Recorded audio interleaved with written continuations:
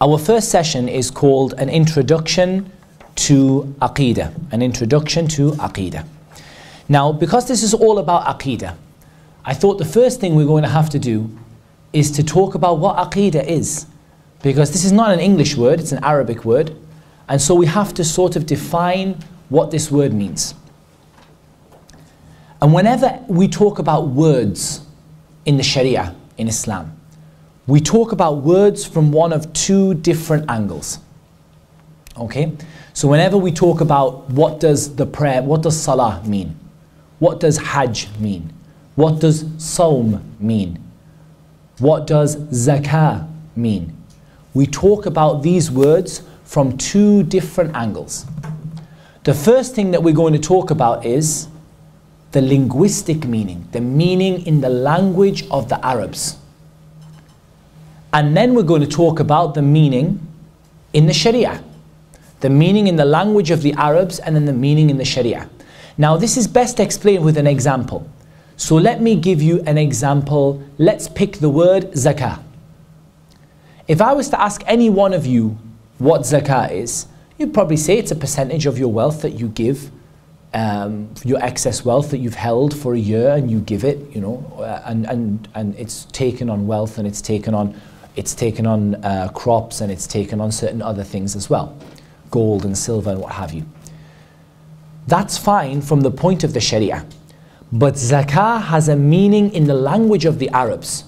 So zakah in the language of the Arabs means to purify, it means to increase, and it means to put a blessing or to have a blessing in something. That's a purely linguistic meaning. It's not a meaning that comes from the Sharia. It's just the meaning in the language of the Arabs. So when we talk about any word in Arabic, we're going to talk about what it means in Arabic as a general word, and then we're going to talk about what it means in the Sharia. Another example, salah. The word salah means dua in Arabic. Salah means dua.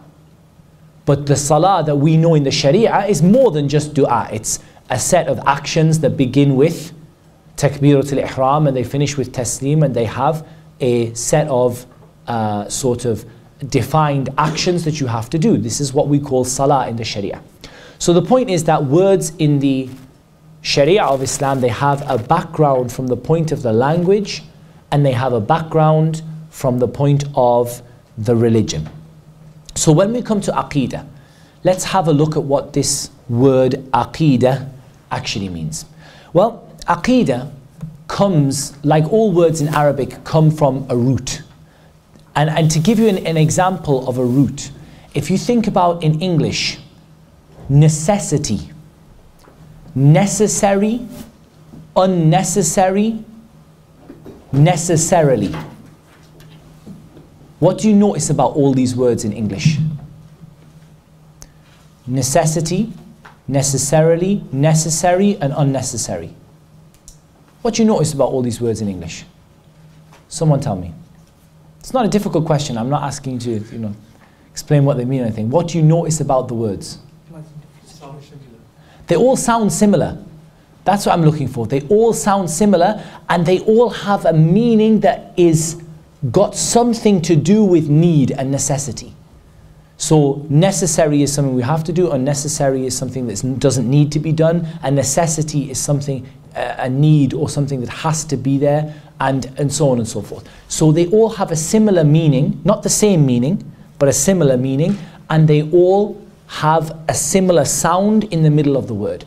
Arabic is even more obvious in this regard. Words come from roots and these roots have meanings. So the root of the word Aqidah is aqada, and it's written there in front of you, aqada. And aqada has lots of different meanings that go around it. But some of the meanings of aqada are to tie something, ar-rabd, what we call in Arabic, ar-rabd, to tie something up. And from this is the word in Arabic, uqad. Who's heard the word uqad before? I guarantee every single one of you have heard the word uqad before. I don't believe there's anybody in this room, unless they became Muslim yesterday, who hasn't heard the word uqad. وَمِن شَرِّ النَّفَّاثَاتِ فِي الْعُقَدِ. Uqad, does anyone know what the translation of وَمِن شَرِّ النَّفَّاثَاتِ فِي الْعُقَدِ is? Roughly. From the evil of the women who blow over what? Knots. Knots. So uqad, from the same word, is a knot. Something you tie together. So aqada, one of the meanings of aqada is to tie something tightly, like to knot it or to tie it tightly. One of the meanings of aqada is salaba, or for something to become strong and hard and become like a rock, like stone. One of the meanings of aqada, or its variations, is to hold on to something tight, at-tamassuk, to hold on to something really tightly. You know, if you're hanging on the back of a jet ski or something like that, and you're holding on really, really, really tightly. This is one of the meanings of aqada. One of the meanings of aqada is al-ittiqadh, taking something, grabbing something from someone. So me taking this and grabbing it towards me. This is one of the meanings of aqada. One of the meanings of aqada is to be certain about something, to have yaqeen about something. And one of the meanings of aqada is to affirm something strongly. You know, something you really like, you hold in your heart really strongly, you have a really firm belief about it. Maybe, I don't know, you believe that Newcastle United is the best football team. And you hold this as your firm, strong belief. This is again another meaning of aqada.